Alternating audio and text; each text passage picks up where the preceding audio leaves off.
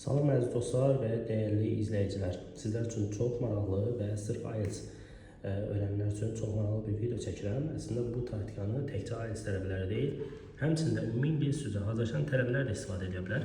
IELTS danışıq bölməsində ikinci partda bəzi tələbələrin 2 dəqiqəni çatdıra bilməmələrinin səbəbi sırf olaraq planlamanın düzgün getməməsidir. Bu nədir? Sizə verilən sualı ümumiyyətlə dairə çəkərək ortaya yazıb ətrafına sual sözləri qoymalısınız. Amma məsələn burada what for ifadəsi var ki, yəni sualda nə üçün istifadə olunur. Sonra feelinglərlə bağlı var, when nə vaxt istifadə elədiyi var, nə üçün istifadə elədiyi. Baxsaz hər birinin açar sözlərini bir neçə dənə yazıb.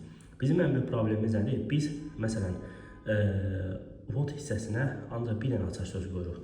Bunları açar sözlərini çoxlu qoymalısınız ki, hətta ideya azaldan deyil, ideya artıran nələr varsa istifadə edə bilərsiniz. Çünki bu sizin balınıza təsir eləyəcək daha yaxşı. Aşağı salmayacaq, yəni narahat olmayın. Yəni sırf olaraq açar sözləri qoyaraq, açar sözləri məsələn nə vaxt, demək olar hər gün, yatmamışdan əvvəl, məsələn nə hiss edirsən bununla bağlı, 3 sənə səbəb verib, sonra nə üçün istifadə edirsən, burada da həmçinin 3 sənə səbəb verib. Bu ən vacibidir. Bunu istifadə etsəniz, həmçində danışıq üzrə hazırlaşan tələbələr də bu formatda mövzular götürərək, necə deyim, bu formatda da plan yaradaraq çox rahat şəkildə danışıqlarını inkişaf etdirə bilərlər. Çox sağ olun.